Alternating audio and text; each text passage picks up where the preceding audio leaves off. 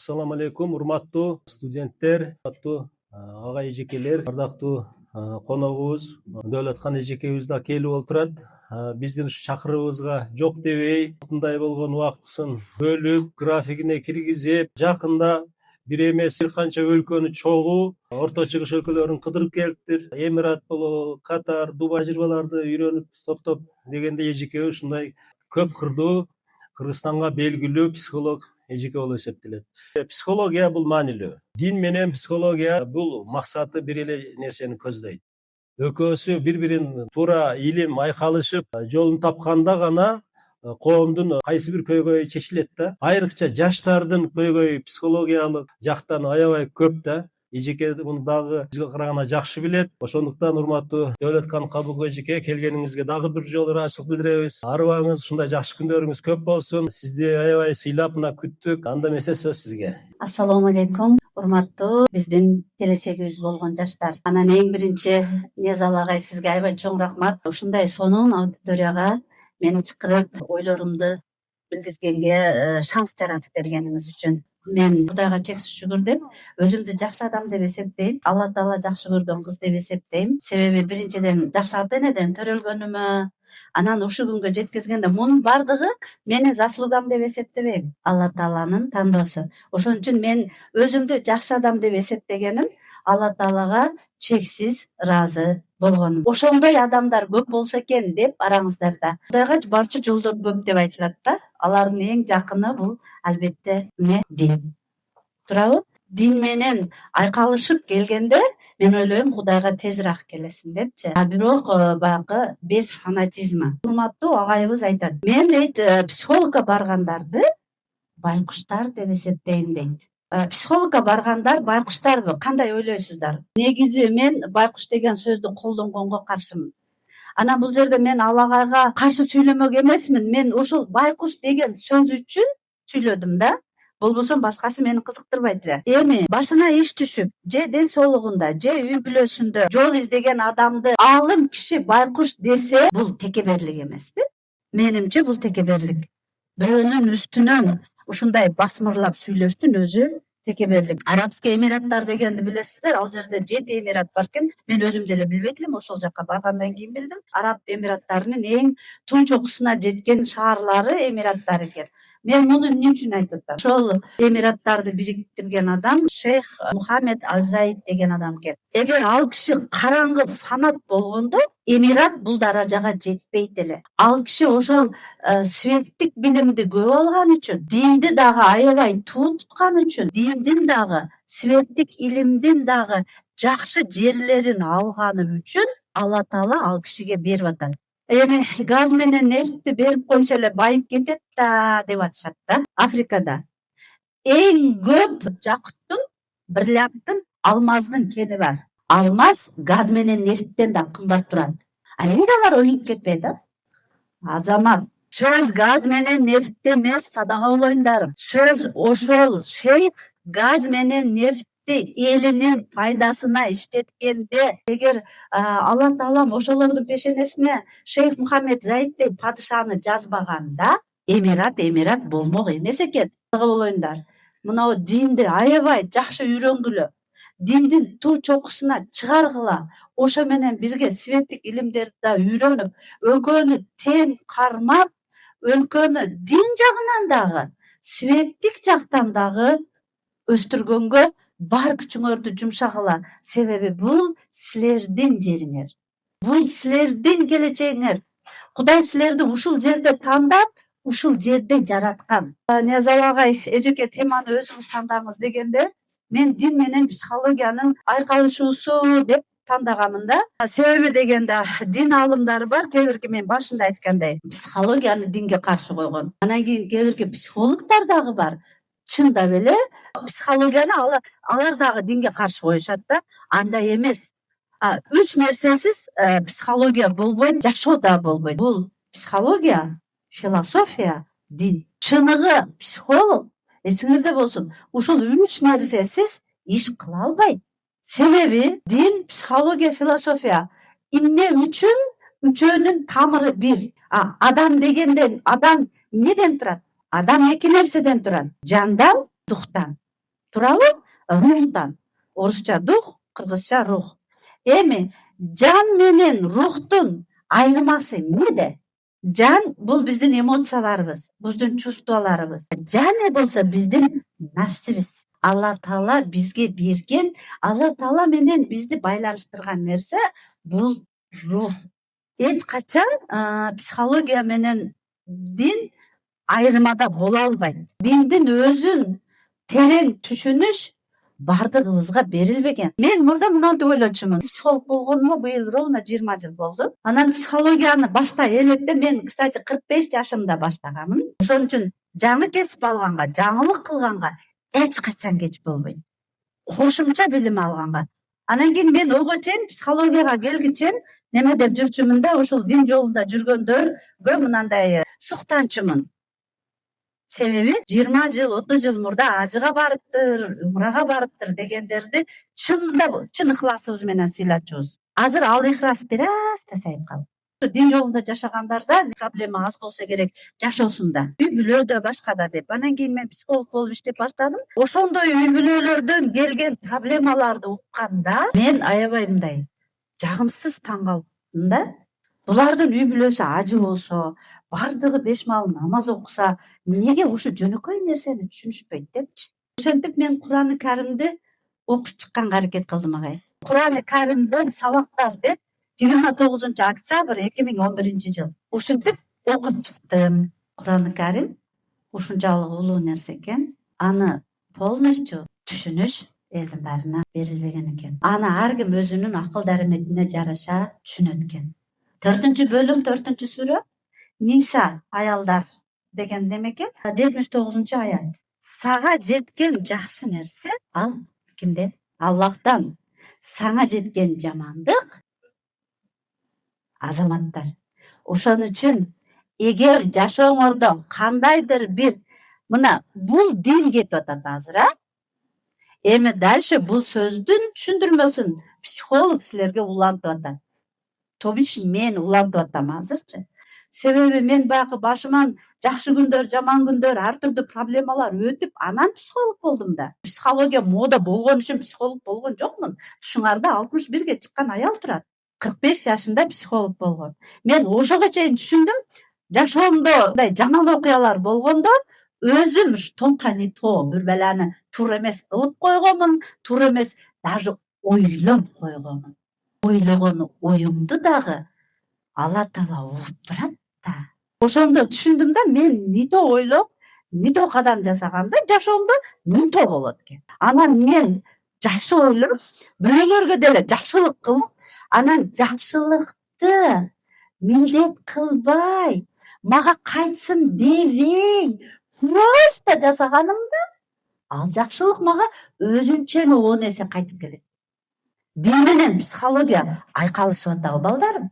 Психология менен исламдын чогуу максаттары, жалпы максаттары экөө тең бир нерсеге умтулат. Адамдын жан дүйнөсүнүн ички тынчтыгына. Адамдын жан дүйнөсүнүн ички тынчтыгы болгондо, Алла Тааладан келе аткан информацияны туура кабыл кылат, проблемаларын туура чечет.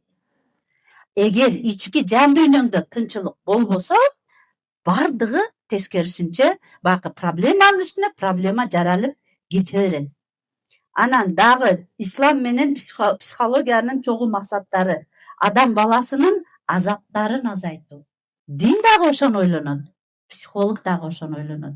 Өзү менен өзү жакшы мамиледе болгон адам, мени дайыма айтат мындай грубыйраак сүйлөгөн психолог депчи, ит менен дагы мамилени табат. Не то что адам мененчи.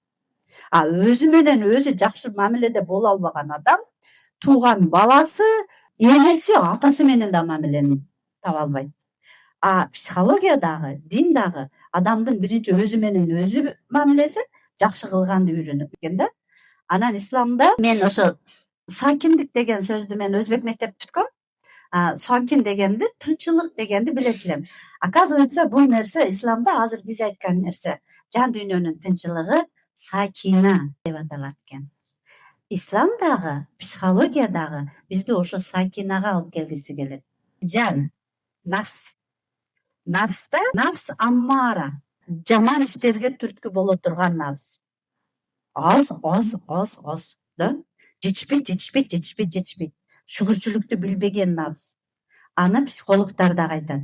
Токтолуш керек, бар нерсеге шүгүр кылыш керек деп. Анан кийин набз лаввама, өзүңдү жаман көрсөтө турган набыз. Сен өзүң жамансың да, сен өзүң ушундайсың да, колуңан эч нерсе келбейт. Себеби баягы кичинекейинде ошондой сөздөрдү угуп, кийин адам өзүнө, муну психологияда не дейт? Комплекс неполноценности. Адам өзүнө өзү ишенбейт. А динде нафс лаввама. Сен эч нерсе кыла албайсың, колуңан эч нерсе келбейт, сен эч ким эмессиң. Нафс мутмаинна. Бул эң сонун ошо биз умтулган нерсе экен. Тынчтык, бейпилдик бул тынч нафс экен. Психологиянын основной функциясы ошол аябай депрессияда, башка да истерикада жүргөн адамды ушул тынччылык акыбалына, ушул нафска алып келиш. Эмоциялар жөнүндө диндин, исламдын немеси кандай орду, психологиянын кандай. Көп учурларда дин эмоцияларды сыртка чыгарбоо керек, өтө сабырдуу болуш керек деген түшүнүк бар да. Ошондой эле учурда пайгамбарыбыз Мухаммад саллаллаху алейхи ва саллям капа болгон, ыйлаган, сүйөнгөн, корккон экен. Демек, эмоцияларды дагы чыгарыш керек бекен, бирок башкарып, чектен чыкпай. Ошол эмоцияларда, жаман эмоцияларда дагы, өтө эйфорияда дагы калып кетпестик керек. Акыл менен жашаган адамдар, только холодным умом деген адамдар, бул жашоодо көп жаман иштерди кылган адамдар, ошо өтө акыл менен жашаган адамдар. Акылдуулук деген бул жакшы дегенди билдирбейт. Акыл бул Куран. Каяка иштетсең, ошол жака иштейт. Ошол эмоцияларды калып кетпөө, анан өзүңөрдү жана башкаларды жабырлантпаганга аракет кылуу. Өч албоо, кең сактабоо. Анан кийин азыр жаштардын ичинде сүйгөн жакшы нерсе, анан сүйөм, ушунун аркасынан өлөм дебөө, алтын ортолукта жашагыла дейбиз биз. Анан кечке эмоция менен жашаганды дагы болбойт. Анда дагы көп жаман иштер болот. Дин дагы ошону айтып атат. Психология дагы ошону айтат. Алтын ортолукта акылыңды дагы иштет, сезимиңди дагы ук деп. Исламдагы психологиялык ресурстар. Биринчиси сабыр, сабырдуу бол дейт да. Мен айтат элем да, мен психолог катарычы. Немени окуп чыккандан кийин Алла Тааланын 99 аты бар. Аны силер менен жакшы билесиңер, да? Анан кийин 99 аттардын бирөөсү ас-сабиру, аш-шакиру, да? Туура айтып атамбы? Сабыр жана шүкүр. Мен ошолорду окуп ойлодум да, сабырдуу болуштун өзү аздык кылат экен. Сабыр таяк болсо, шүгүр бул чырак экен. Чыраксыз жолду көрө албайсың да. Ошон үчүн бир колубузда сабыр болуш керек экен. Экинчи колубузда шүгүр болуш керек экен. Анан психологдор айтат, шүгүр кылганда гана көзүң ачылат. Мен айтам психолог катарычы, колуңарда бар нерседен бакыт жасагыла. Жок нерсени издебегиле. Мисалга, бул жашоодогу эң оор нерсе эмне? Өлүм да, балдарым. Өлүм хак. Даже менин психологияда эң жаман көргөн приёмум, баласын жоготкон ата-энелер. Мен ошол приёмумду ушунчалык келбесе экен ошондой нерсе деп турам да. Себеби мен дагы энемин. Силерге окшогон чырактай балдар берген Алла Таала. Анан ошол балдарын жоготуп, жеңил боло жаздап келгенде, мен эмне сөз айтам дейм да. Анан өзүмө суроо берем. Дулат, ушул 3 балаңдан бирөөсүн Кудай Таала алып койсо, сен эмне кылат элең деген суроону мен бере берип азыр анын жообун билем. Азыр ал суроону өзүмө бербейм, башында берчүмүн. Көрсө, мен эч нерсе кыла албайт экенмин. Мен бир нерсени түшүнүшүм керек экен да. Азамат ушу балага дагы оңду койгула. Себеби Алла Таала меникин алган жок. Алла Таала өзүнүкүн алды. Балдарын жоготуп келгендерге муну айтчу болдум. Биринчиден азыркы сөздө ошол сиз жакшы көргөн перзентти Алла Таала бербесе, сиз көрөй алат белеңиз депчи. Анда эмне кылышым керек дейт да. Мен айтам. Себеби мен өзүмө баягы суроону бергенде, Дөлат сенин балдарыңан бирөөнү алып койсо эмне кылат элең, жини болуп кетпестик үчүн, аркасынан өлүп албастык үчүн дегенде, мен бул жерде шүгүргө алып келип атам сиздерди. Сабырдан сырткары мен ошол баланы бергенине Кудайга ыраазы болмокмун.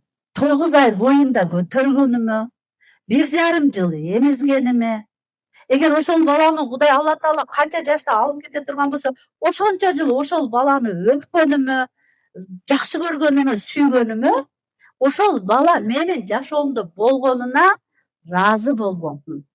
Башка аргам жок. Психологиянын бул батыштын илими, ислам үчүн жат деген нерселер көп угулуп атат кийинки маалдарда. Андай эмес. Агай айтты, Эмираттардан келгениме 3 эле күн болду. Шейхтер, билесиздер, шейхтердин 4төн аялдары бар. Кийинки маалда биздин коомдо пайгамбар 4 аял алган. Аларга мен айтам да, дайымчы неме агай. Айланайындар, силер пайгамбар эмессиңер. Силер пайгамбардай болуп алгылачы. Анан кийин 40 аял алгылачы, садага болоюңдар депчи. Алар эми дүйнө жүзүндөгү эң бай адамдар болуп атпайбы? 4төн аялдары 17ден 27ден бир канчадан балдары, перзенттери бар экен. Они этого заслужили. Анан кийин бул жерде ал жөнүндө сөз эмес, ошол аялдардын психологдору бар экен. Сөз ошо жөнүндө. Эгер дин, ислам психологияга каршы болсо, ал шейхтер эмне акылдан азып калдыбы? Аял психологко жөнөтүп. Себеби канчалык диний болбо, канчалык шарият жөнүндө жүрбө, сен биринчи адамсың. Баары бир 4 аялдын ачыша турган жери болот. Алар деле жинди болот. Бирөөсүнө ошол гид айтып атат. Бирөөсүнө Lexus 570 алып берип койсо, тоңдойуна тең алып бериш керек экен. Тоңдойнуку бирдей болуш керек экен. Үйү дагы, машинеси дагы, алтыны дагы. Бакын, ценности, баасы бирдей болуш керек экен да, эми көрүнүшү ар түрдүү болсо дагы. Төртүнчүсүнө 570 алгыча ал күйүп кетет да. Психологко барса айтат, туруптур, эриң автотопто атат, алып берет депчи. Эми бул мындай утрировать эткенде да, жөнөкөй силерге неме кылганда. Ошон үчүн балдарым, психологиянын эч кандай динге каршы жери жок. Тескерисинче, динди мен барганда мындай дейм дайыма. Кудайсыз биз эч нерсе чече албайбыз. Биринчи Кудайды тап депчи. Биринчи Кудайды тап любой проблемадан мурда. Анан Кудайдан кийин эле өзүң тур. Эми өзүң турга келгенде дагы бир немemiz, психологдор адамдарды эгоизмге үйрөтүп атат, өзүңдү сүй дегенге үйрөтүп атат деп последний время билгени дагы билбегени дагы психологдордун огородуна ташырып атышат. Мен айттым го башында, мен бекерге айтпадым силерге. Мен Кудайдын жакшы көргөн кызымын деп. Ошондо бул эмне эгоизм болот да. Мен Кудайга ыраазы болуп атпаймынбы? Адам болуп жаралганыма. Туурабы? Эгер Кудай мени, мисалга дагы бир нерсе, көчөдө азыр эми тилемчилер көп да бактыга каршы. Тилемчилерге тыйын берген учуруңар болгондо эми любойуңарна. Ошо тилемчиге тыйын берип атканда ким кандай мааниде берет? Хорошо, например, эң көп канча акча бергенсиңер билбейм. Мен бакында зикирди айтпай атам. Прям буквально көчөдөгү тилемчини айтып атам да. Мен көчөдөгү тилемчилерге эң көп берсем 50 сом бергенмин. Себеби бака кошелектти ачканыңда тыйын жок болуп калат. Анан кошелектти ачтың, ал бакчы карап турат да. Анан беришиң керек болот да. Анан болбосо ошол эле силердей эле тыйын эле берип ошо. Эң көп болсо 50 сом бергенмин. Анан ошол 50 сом үчүн Аллахтын ыраазычылыгын сураш сәл уятыраак эмеспи? Как вы думаете? Если даже 50 миллион берсең дагы, Аллахтын ыраазылыгын сураш туурабы? Туура эмес, себеби ошо 50 миллионду Аллах ошол үчүн атап берип атат сенин колуңа. Эми мен ошо тилемчиге берип атканда менде кандай ойлор болот? Жараткан кудуреттүү күч. Ушул тилемчинин ордунда мен отурбаганым үчүн рахмат сага дейм. Менин ал тилемчиден өзгөчөлүгүм барбы жокпу? Барбы жокпу? Кандай? Менин ал тиленчиден өзгөчөлүгүм жок, садага болоюңдар. Таптакыр өзгөчөлүгүм жок. Менин көчөдө темир терип жүргөн лөлү катындардан өзгөчөлүгүм жок. Менин көчөдө арак ичип жатып калган адамдардан, аялдардан өзгөчөлүгүм жок. Болгон өзгөчөлүк Алла Таала мени ушул орунга тандады. Түшүндүңөрбү? Ал адам эмне үчүн ошол тагдырга дуушар болду? Мен аны билбейм. Я ламим. Өзү гана билет. Мен билбейм. Бирок кайсыдыр себеп бар анын ошол жерде жатканына. Ошон үчүн ушул турган ордуңардан бакыт тапкыла. Башыңарга кыйын күн келгенде дагы алсаңар аман экенинен, акылыңар иштеп атканынан, силерди колдой турган бир адам болсо дагы ошол адамдын барлыгынан ойлонуп турсаңар, сөзсүз проблемаңар чечилет. Ошон үчүн биринчи Кудайды табыш керек. Анан Кудайдан кийин мына психология эгоизмге үйрөтпөй атат. Кудайдан кийин өзүңдү кой деген сөз ортомчу издебе. Кудайдын өзү менен түн сүйлөш. Кудайдын өзү менен түз сүйлөшүш үчүн аны сүйүш керек, жаралганыңа ыраазы болуш керек. Ага ишениш керек. Ушундай жаралганың үчүн макул болуш керек. Азыр колуңда колко тыйының жок болсо дагы, демек Кудайдын сага планы бар экенин билиш керек. Ошондо психология каршы коюп атабы Кудайга бирөөнү? Жок да. Мага келген биринчи кадам ошол болот мен. Кудай сен үчүн ким деп сурайм. Анан жараткан деп айтышат да. Аны менин биринчи класста окуган балам да билет. Анан мен айтам, Кудайдын именно сага тиешелүү жери каерде? Мындан кийин дайым башыңарга иш түшкөндө, бактылуу болгондо Кудайды эч ким эстебейт. Себеби ойлойт да мен бакытка татыктуумун депчи. Башыбызга жаман күн түшкөндө дайым кимди эстейбиз биринчи? Кудайды эстейбиз. Ошондо дайым сураш керек. Дальше эмне кылайын деп. Биздин биринчи сурообуз эмне болот? Неге ушул нерсени мага салдың? Менин эмне күнөөм бар эле? Ал күнөө деп ким айтты силерге?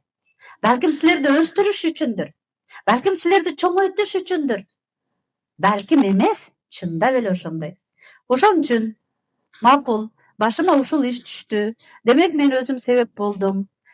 Эми кандай кылайын деп суроону туура бериш керек да Алла Таалагачы. Жооп келет. Жооп сөзсүз келет. Бирөө бир жакшы сени түртүп койгон сөз айтат. Же болбосо бир сунуш айтат. Бас бир жерге барып келели. Бүгүн Дөлөткан деген эже конференцияда лекция окуйт экен дейт. Же болбосо Ниязалы агайдын сонун лекциясы бар экен, жүрчү окуйлучу. Же болбосо YouTube'дан мен мынаны көрдүм. Анан көрүп отуруп, шак көзүң ачылат. Суроону догурунбай, капа болбой, туура, секин, сакин акыбалда бериш керек. Айтарым, өзүңдү сүй дегенде, бул биринчи өзүңдү сүй дегени Алла Таала сени ушундай жаратканын сүй дегени. Өзүн сүйбөгөн адам эч кимди сүйбөйт. Себеби өзүн сүйбөгөн адам туулганына нааразы. Психолог ошон үчүн өзүңдү сүй дейт. Анан мен аялдарга суроо берем да, эжеке. Өзүңдү сүй дегенде эмнени түшүнөсүң депчи, десе анан өзүң каалагандай жашап, өзүң каалагандай кийинип и так далее и тому подобное. Жок, кыздар, балдар, андай эмес. Адам эч качан өзү каалагандай боло албайт, акылдуу адам. Себеби биз обществода жашайбыз. Анан кийин бул жерде мына болочок немелер отурат, күйөөлөр, балким уже күйөө болгондор, болочок келиндер отурат. Анан кийинки учурда көпчүлүк дагы психологторго нааразы болуп атпайбы? Кыздарды, келиндерди бузушту, кызмат кылба, андай мындай деп. Андай сөз жок психологияда. Айрыкча башка психологдор жөнүндө билбейм, менин психологиям кыргызча да. Мен айтам, келиндик бул сыймык, кыздар. Ошол сөз түшүнбөгөн, Альцгеймерге окшоп калган, алжып калган кайненеңе тамак бериш бул сыймык. Бул кулдук эмес. Анан эркектер дагы, 2 катын, анан 4 катын, садага болоюңдар, эң бактылуу адам өзүнүн каалаганын таап, ошодон сонун балдарды төрөтүп, ошону багып бактылуу кылган эркек бул бактылуу эркек. Психологтарга көбүрөөк кимдер барат? Ошо жашоосунда тупик болуп, мисалы үчүн сен үйлөндүң, сонун жашап атасың. Анан кийин апаң менен келинчегиң бири бири менен келише албай, ортодо сен кыйналдың. Ошондо барат. Болбосо сенде детский, по поводу детской травмы тоже хочу сказать. Балалыктагы травма жөнүндө, эркектер жөнүндө да кыздар ыйлап, нетип, башка кылып айтып алат. Менин немемде, менин практикамда эркек балдардын балалык травмасындагы аябай оор учурлар келди. 45 жаштаки, 42 жаштаки аябай бай жигиттерди чакырышты да клиникаларга. Мен бир окуяны айтып берейин. Буга ковидтен мурда болду, 7-8 жыл болду. Нейролайф деген клиника бар, билсеңер. Аябай жакшы неврологический клиника бар, анан ошол клиникага чакырышты. 43 жаштагы жигит экен. Жатыптыр, криз деп коет, давление 290дан ашып кеткенде, 280ден ашып кеткенде. Аны криз деп эсептейт. Ал же мээге кан куюлат, же жүрөккө кан куюлат, анан адам өлүп калат. Өлбөсө инвалид болот. Кыскасы ошондой бир жигит жатыптыр, анан чакырышты, жакшынакай лечение кылышыптыр дагы. Бирок давлениясы түшпөй атат эже деп чакырышты. Биз сүйлөшүп көрүңүзчү деп. Анан мен келдим, сүйлөшүп, биринчи күнү ал киши мен менен жакшы сүйлөшпөдү. Анан кийин күчтүү балдар аябай аз сүйлөйт го. Билесиңер да. Баягы иш менен гана өзүн көрсөткөн жигиттер аз сүйлөйт да. Көп сүйлөгөн жаман көрүшөт. Анан сүйлөшкүсү келбейт да. Сүйлөшкүсү келбей, анан мына дейт, мага айтат, билбейм сизди эмнеге чакырышты. Мен бар жогум эле ордунда. И еще самый главный сөз. Булар өздөрү мени жакшы дарылай албай, күчтөрү жетпей, анан сизди чакырышты окшойт дейт. Анан мен айттым, макулкам, балким ошондой болсо болуп аткандыр. Бирок докторлордун ниети сени андай учурда катуу сүйлөш керек да. Аларга сүйсү десең, андай күчтүү жигиттерге жакпайт. Кызмат дешет да. Анан мен айттым, докторлордун вазифасы азыр сени же инфаркттан өлүп калышыңан сакташ, же болбосо эртең инсульт болуп, жарым-жан инвалид болуштан сакташ дедим. Алар ошонун нерсесин таба албай атат. Демек, жашоом кандай десем, ошол 7-8 жыл мурда миллионер экен. Мен ошондо билдим, 2 үйдүн акчасына келе турган аттар бар экен. Ажып билбей элем. Ушундай кымбат породалуу аттар менен шугулданат экен ал балачы. Анан Кыргызстандагы миллионерлерден экен, бирок айылда эле жашайт экен. Биздин эле ушу жакын айылдарыбызда. Анан кыскасы ошондой экен, анан үйүмчү десем, кирпигинин кыймылдаганынан менин настроениямды билип турган аялым бар деди. Значит, акча бар. Кирпигинин кыймылдаганынан анын настроениясын карап турган аял бар. 5 бала бар. Уул десе уул, кыз десе кыз. Анан мен ойлондум. Анда дедим, сенин проблемаң өзүң төрөлгөн үйдө экен деди. Туурабы? Өзүң төрөлүп өскөн үйдө экен деди. Айткың келсе айтарсың, айткың келбесе өзүң билерсиң деп, анан 2 сааттан кийин анан жакшынакай коштошуп кеттик. Эмдеси күнү анан сизди өзү суранды деп, ошондо жигиттин көзүнө ыйлап инген жок, жаш толду. Эже бүгүнгү болду окшойт, мен чарчап кеттим деди. Ушул нерсе мени ал жигиттин дагы ичин ачкысы келбей атканын билдирди да. Андайда заставлять этиш керек эмес адамды. Макулкам дедим, кеттим. Эртеси күнү мен мындай божомол кылдым, эртеси күнү чакыртса керек депчи. Действительно чакыртты. Эми окуя мынандай. Ата всю жизнь ичкен. Калпайтам, кечирип койгула. Ата ичпеген. Ата всю жизнь апаны урган, буларды дагы урган. Аябай катуу киши болгон. Айыл өкмөттүн башчысы болгон өзүчү. Ошондой да, мына дейт, мектепте сабак бүтпөсө экен дейт элем дейт. Себеби үйгө келиш керек. Үйгө келгенде атам келе айтканда жүрөгүм кадимкидей кабынан чыгып кеткиче урчу дейт. Бүгүн кайсы сылтоону таап, же апамды же бизди урат экен деп. Кыскасы ошентип чоңойдук дейт. Чоңоюп анан кийин биз aka-ukалар чоңоюп калгандан кийин атабыз эми апабызды ура албай калды дейт. Себеби биз чоңоюп калдык. Ата деп тосо турган болуп калдык, башка болуп калдык. Ал эмес, даже көнжөдөкүлөр коркот эле атаман дейт да.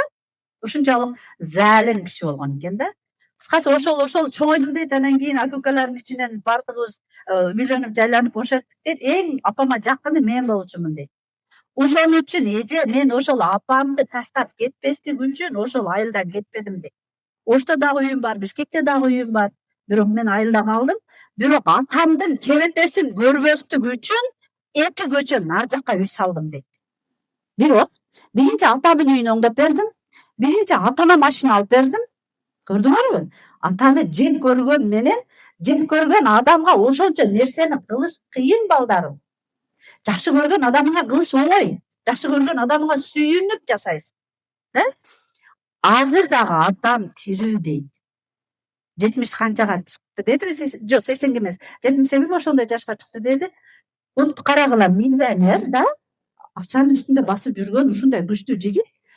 Азыр дагы мен сапардан келгенде түз апамкына барам дейт. Бирок кетип атканда атам үйдө жок болсо экен деп барам, себеби жүрөгүм дагы лакылдайт. Азыр атам эч кимди урбайт дейт. Бирок көрдүңөрбү, калып калган могул жерде. Анан эгер огороддо алыс жакта иш кылып атса дейт, мен көрүнбөй кириптим дейт. 45 киши кирип, апама берчүмү берип, апанын ден соолугун сурап, секин чыгып кетем дейт. Анан атам бар болсо, албетте учурашышка мажбур болом дейт. Көрдүңөрбү детский травманы? Анан детский травма жок деп ар нерселерди айтышат. Биз келген үчүн айтып атабыз, биз билген үчүн айтып атабыз. Ошонун дардына шерик болгон үчүн айтып атабыз. Эми силер туура болот эле эгер мага берсеңер, ошол агайга эмне дедиңиз десеңер. Психологиядагы, религиядагы биринчи кабыл алганды үйрөтөт. Ошол атаны Алла Таала сенин пешенеңе жазып атат. Сен эгер ошол атаны кабыл албаганың, бул Алла Тааланы кабыл албаганың. Туурабы? Принятие, кабыл алуу. Экинчиси кечирүү ошол атаны. Кечирбесең, сен ошо кечирбеген үчүн бул бала 190 давление болуп атат. Потому что каждый раз атаны көргөндө у него нерві козуйт да. Баягы жаштыгын эстейт, балалыгын эстейт, атасынын тарткан азапты эстейт, aka-ukалары жеген болупту сынган учурларды эстейт. Психологиядагы кечирүү, немеде дагы, динде дагы кечирүү биринчи орунда турат. Кабыл алуу, кечирүү. Анан кечирүү ата үчүн керек эмес. Кечирүү исключительно силер үчүн керек. Жан дүйнөнү тазалаш үчүн керек. Себеби ошол кек жан дүйнөнү оорутат. А сен кечиргенде жан дүйнөң тазаланат. Кабыл алдык, кечирдик, анан учур чакта жашоо. Учур чакта жашоо деген эмне? Ошол исламдагы эң негизги благодарность, шүгүр кылуу. Азыркы күnkү бакытыма. Алла Таала буга миллиондорду берип атат. Алла Таала буга ушунчалык сонун зайыпты берип атат. Ушундай сонун балдарды, досторду. Жок да, бул ушу атасына кектенген бойдон жүрөт да. Бакыттын даамын билбейт да. Ол кечиргенде анан кийин көзү ачылмак да. Туурабы? Мына учур чакта жашоо деген ошол. Бүгүнкү күн менен эле жаша, анан кийин эртеңки күнүң өлүп кетсин эмес. Анан төртүнчүсү шүгүр. Психологиянын 4 буту ушул, стулдун 4 бутундай. Кабыл алуу, кечирүү, учур чакта жашоо, шүгүрчүлүк келтирүү. Динге каршы болуп атабы?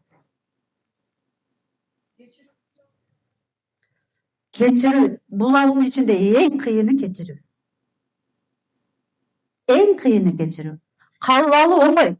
Себеби кабыл алганда Кудайдан корккондон деле кабыл аласың да. Эми Кудай пешенеме жазган экен да депчи.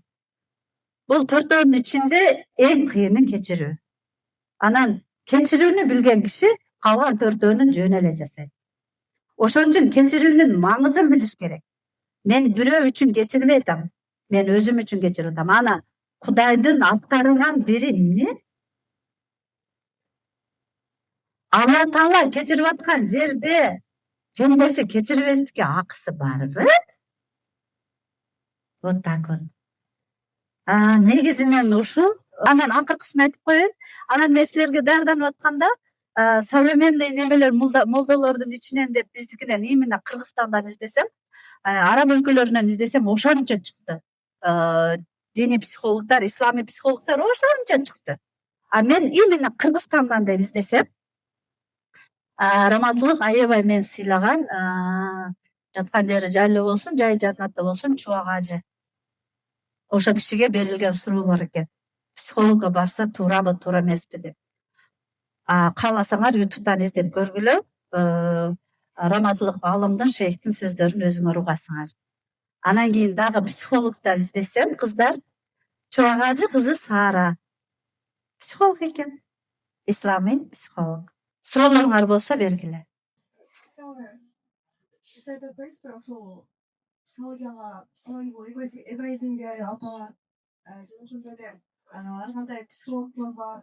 Аны мындай адамды ошол өзүңдү сүйүүгө, Аллахты тааныбастан мындай центрде өзүңө коюп алып барат депчи. Бирок ошол нерсе, ошондой психологдор бар болгон үчүн дагы ушул нерсе болуп атат да. Албетте. Сиз буга кандай карайсыз? Мисалы, кээ атеист психологдор бар, кээ мусулман, сиз сыяктуу. Ооба. Бирок ошонун кайсы бирин дагы мындай мусулмандарга дагы таасирлүү. Хорошо, мен да эмне айтам да, суроону ойлонуп бердиң да. Ойлонуп берилген суроонун жообу өзү менен болот да дайымчы. Эми жооп бер. Албетте экинчиси да. То есть мынандай да, аудиторияга карап, мага мусулман эместер да келет да. Орустар келет, башка улуттакылар келет, еврейлер келет. Аудиторияга карап, мен, например, орустар келсе, аларды мусулмандыкка өндөбөйм да. Мен аларга өзүнүн тили менен, өзүнүн дини менен ошолордун проблемасын чечкенди үйрөтөм. Динин билбесем дагы, чисто психология менен да. Анан кийин менин тушумда мусулман отургандан кийин мен ага ошол мусулмандыкты дагы, анан менин тушумда кыргыз отурса, кыргызча менталитетти колдонуп, анан кийин кылам. Чыныгы психология адамды эч качан эгоист кылбайт. Siz айтпайсыз бирок ошол психологияга эгоизмге алып барат. Жана ошондой эле ар кандай психологдор бар. Аны мындай адамды ошол өзүңдү сүйүүгө, Аллахты тааныбастан мындай центрде өзүңө коюп алып барат депчи. Бирок ошол нерсе, ошондой психологдор бар болгон үчүн дагы ушул нерсе болуп атат да. Албетте. Сиз буга кандай карайсыз? Мисалы, кээ атеист психологдор бар, кээ мусулман, сиз сыяктуу. Ооба. Бирок ошонун кайсы бирин дагы мындай мусулмандарга дагы таасирлүү. Хорошо, мен дайым балдарыма монтип айтам, отурбай тур. Немени бербей тур, немени микрофонду. Силер эми өсүп атасыңар да, мен дайым монтип айтам да. Суроону ойлонуп бердиң да. Ойлонуп бере жигиттерден көбүрөөк суроо бүтөт эле. Eski travmada aytkanımda. Ошол сиз айтып баштаган учуруңуздар эми уже өткөн кездеги менин мээмде калып кеткен. Ошол нерсени сразу эле эсиме келип, ошондон бери жүрүп күлүп отурат. Садага болоюн десе. Мисалы, сабактардан ал нерсе мээмде калып кеткен болгон үчүн аны жоготуу такыр болбойт деп айтат да. Эгерде ал нерсени жоготуугандай бир мүмкүнчүлүк боло турган болсо, психологдорго Кайрылыш керек, конечно. Эми бул жерде жоготуу десек туура эмес болуп калат. Туура эмес болуп калат. Себеби мээңерге кирген эч кайсы информация эч каяка жоголбойт. Ал ордун таап, менин бир извилинасында калды да. Болгону ошол нерсеге болгон мамилени өзгөртүш керек. Сен азыр канча жаштасың? 20-да. Атың ким? Нургазы. Нургазы ошол моментте өзүнө айтыш керек да, ошол момент эткендечи. Нургазы, досум, биринчи өзүңдү сүйүш керек да. Сен сонун жигит болуп чоңоюп атасың. Ошол нерселер сени жаман адамга айландырган жок. Сен ошол нерселердин айынан мына теология факультетине келип жооп издеп атасың, дос. Сен өзүң ошондой балдарга сонун жол көрсөтө аласың. Сен чоңойдуң. Анан мынандайлар биздин ичибизде 3 адам жашайт дайым. Бала жашайт. Взрослый чоң жашайт, анан ата-эне жашайт. Анан эми ата-энени тандабайбыз. Алла Таала берет, кабыл кылабыз да. Анан кандай нерселер болду, ал сенин жашооңдо ата-эне менен байланыштуу болду же башка нерсе менен байланыштуу болдубу? Ошол кичинекей корккон Нургазы бар да. Ошол Нургазыга азыр 20-га чыккан Нургазы айтыш керек. Мен чоңойдум. Сени ошол учурдагы коркунучтардан мен азыр сактай алам. Бул жардам берет. Аябай жардам берет. Психологияда минимализмдин ролу кандай тереңирээк аласыз? Психологияда минимализмдин ролу жакшы эле. Потому что канча любой нерсени минимализмге жеткизсек, ошончо жашаш оңоюраак болот да. Туурабы? Талапты дагы минималына койсок, өзүбүзгө дагы, башкаларга дагы. Бирок ошол минимализм дагы акылдуу өлчөмдө болуш керек да. Мисалы үчүн азыркы жашоого алсак, сен үйлөндүң дейли. Сен үйлөндүң, бала чакаң бар, мага окшогон аялың бар. Анан кийин ал алтын таккысы келет, шуба кийгиси келет, 2 комнат үйдө болсо, чоң үйдө жашагысы келет да. Анан кийин кээ бир учурда, особенно ошо динде минимализмди эркектер өздөрүнүн алсыздыгынын жашыруун кабаты кылып алып атышат да. Алла Таала мени өзү кетирсин, пайгамбарыбыз да кетирсин. Пайгамбар мынандай жашаган, пайгамбар анандай жашаган, ушундай кылган депчи. Мен ошондой тааныштарым балдары бар да. Ушундай балдары жаман акыбалда жашашат. Силердей жигиттер да. Силерден чоң эми азыр 40тан ашып калды. Университетти красныйга бүтүргөн, мектепти красныйга бүтүргөн балдар азыр ошондой бул эми фанатизмге кирип кетти да. Ушундай балдары жаман шартта жашашат, тез оорушат. Ал туура эмес. Минимализм, мен өзүм минимализмди жакшы көргөн адаммын. Бирок акылдуу ченемдүүлүк бар да. Ошодон ашып кетпестик керек. Минимальный эмес, өтө ашыкча эмес, оптимальный деген сөз жаз. Оптимальный. Себеби дегенде, пайгамбарыбыз кайсы кылымда жашаган? Эгер пайгамбарыбыз азыркы кылымда жашаса, кандай жашайт эле? Биз аны билбейбиз да. Туурабы? Ошо минимальный шарт эмес, жашооңор үчүн Алла Таала ушунча кенен возможность берип атат. Оптимальный шартты жаратып жашагыла. Коомдун двигатели силерсиңер да көбүрөөк. Ошон үчүн, пожалуйста, мына теофакты сонун бүткүлө. Сонун дин алымдары болгула, мечиттерде иштегиле, вуздарда иштегиле, мына Незала кайдай болуп, динди каршы койбогула. Ошо неме Шайх Заид, Мухаммед Заиддей болуп, динди дагы, светский жизньди дагы тең алып кеткенге өбөлгө түзгүлө балдарым. Мен ошону каалайм. Анан, кстати, акыркы сөзүм, ошо Шейх Мухаммед Заиддин аялы Шейха Моза. Интернеттен карап койгула. Эң жакшы көргөн аял экен. Эң кыйын балдар, эң кыйын уулдар ошол аял көрөгөн уулдар экен.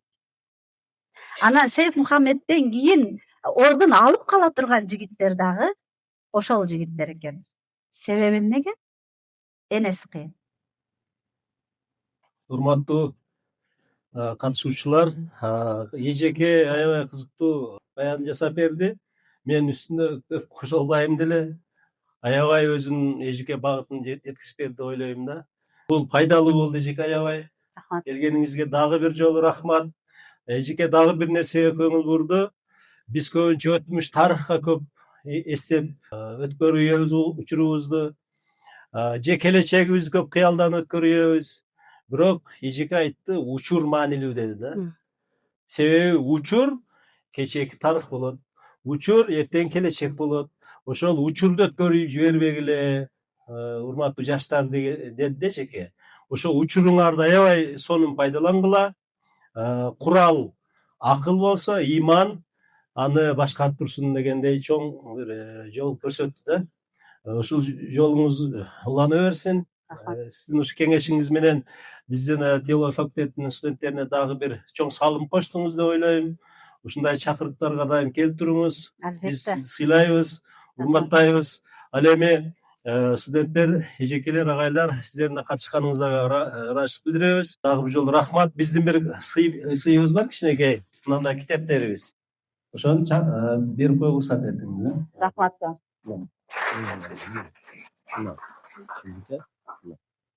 Чоң рахмат. Теологиялык китептер окуп коесуз. Эң сонун.